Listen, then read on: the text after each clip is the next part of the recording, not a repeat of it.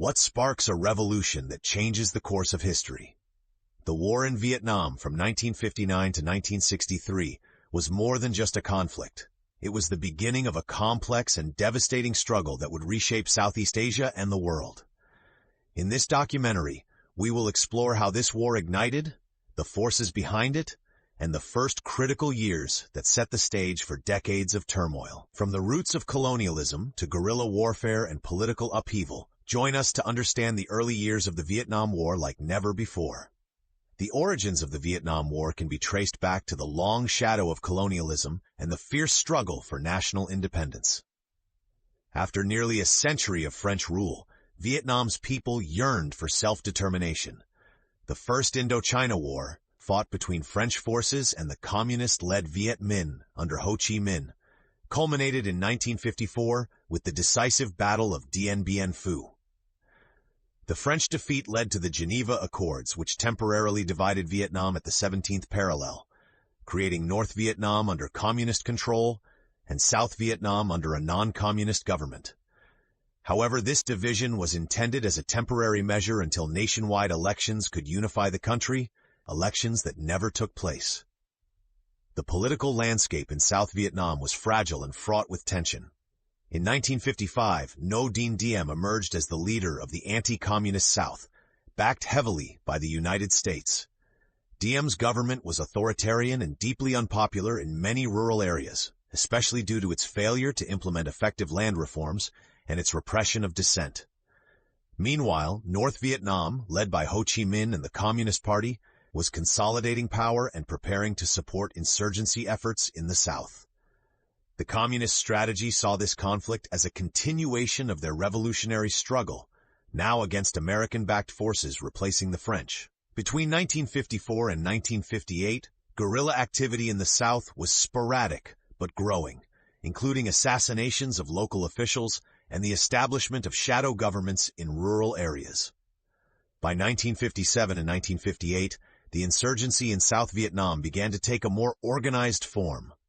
While many rebels were native Southerners opposed to Diem's regime, there was increasing evidence of coordination with the North.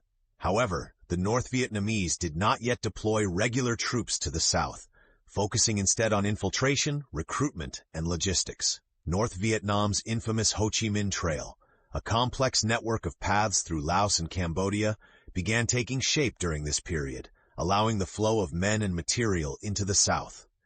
The United States, meanwhile, was increasing its advisory role, providing military and economic aid to bolster Diem's government, but largely underestimated the growing threat of communist insurgency. The year 1959 marked a turning point. In May of that year, the North Vietnamese Communist Party officially committed to armed struggle in the South to overthrow the Diem government. This decision was driven by several factors: the failure of political reconciliation, the repression in the South, and the belief that an armed revolution could succeed.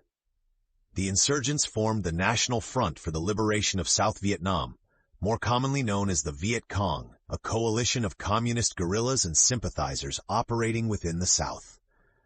They began launching coordinated attacks, seizing territory and establishing liberated zones, where they established their own administrative and social services.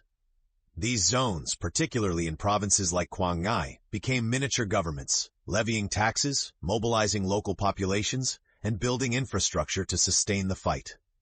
Despite growing evidence of the insurgency, the South Vietnamese government under Diem struggled to respond effectively.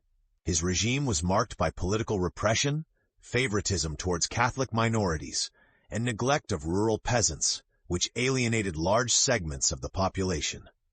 Religious and ethnic tensions, especially the Buddhist Crisis of 1963, further weakened Diem's grip on power.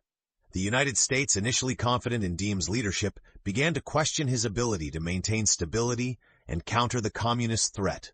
Although the U.S. provided military advisors and funding, it was not until 1960 that American policymakers recognized the seriousness of the insurgency and the need for a comprehensive counterinsurgency strategy. Throughout 1959 and 1960, the guerrilla war intensified. The Viet Cong increased attacks on government forces and infrastructure, while the North continued to supply weapons and personnel through the Ho Chi Minh Trail. The war in neighboring Laos also escalated during this time, with communist forces gaining ground and drawing U.S. attention. The U.S. responded by increasing military aid and advisory personnel, attempting to bolster South Vietnam's security forces. However, the underlying political and social issues remained unresolved. In 1961, the United States, under President John F. Kennedy, ramped up its involvement. Kennedy authorized increases in military advisors, pushing numbers from around 700 in 1959 to over 16,000 by the end of 1963. This surge aimed to improve the South Vietnamese Army's capability to combat the insurgency. At the same time, the U.S. began implementing the counterinsurgency plan for Vietnam, designed to combine military, political, and economic efforts to win hearts and minds. Despite these efforts, the Viet Cong maintained momentum, conducting large-scale operations near major cities and rural areas alike. The political situation in South Vietnam grew increasingly unstable. Diem's authoritarian rule and refusal to reform alienated key allies, including the U.S., which became frustrated with his inability to effectively govern or unify the country. Buddhist protests against religious discrimination intensified in 1963, drawing international attention and highlighting the regime's weaknesses. The U.S. government, after careful deliberation, tacitly supported a coup by the South Vietnamese military. In November 1963, Diem was overthrown and assassinated, ending his 8-year rule. This coup plunged South Vietnam into political chaos, with a succession of short-lived governments struggling to maintain control. Meanwhile, North Vietnam viewed these developments with cautious optimism. The fall of Diem removed a significant obstacle, but the instability in the south also complicated North Vietnamese strategy. Toward the end of 1963, the North decided to adopt a more aggressive military approach, preparing for larger-scale conflict. This escalation would eventually draw the United States into full-scale war.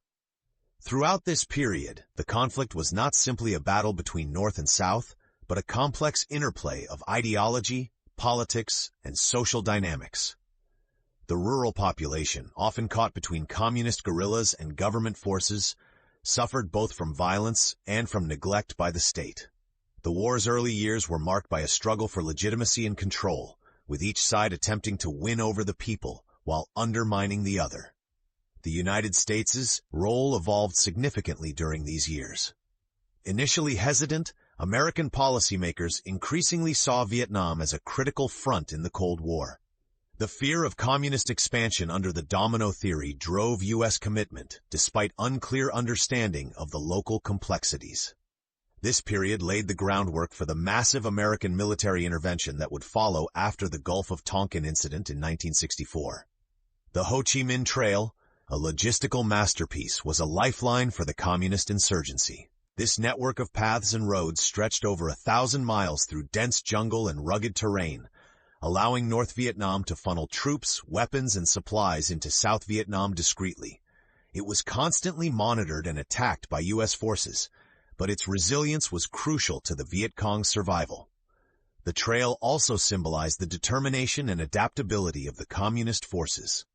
In summary, the years from 1959 to 1963 were a period of crucial buildup and transformation in the Vietnam War.